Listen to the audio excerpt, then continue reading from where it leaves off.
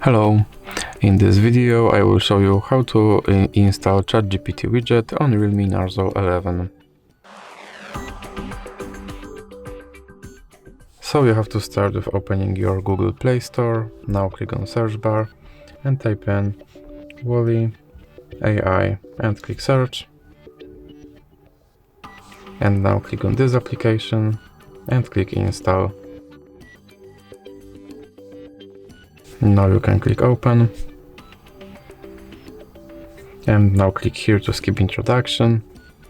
And now click open permissions and click on AI Assistant app and click here to allow this app to display over other apps, and then click back and click back again, and now you can click start.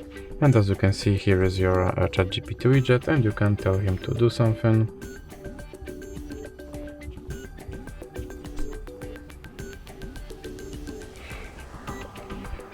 And as you can see, he responded. And if you want to remove him from your screen, just drag him into the X icon in the middle.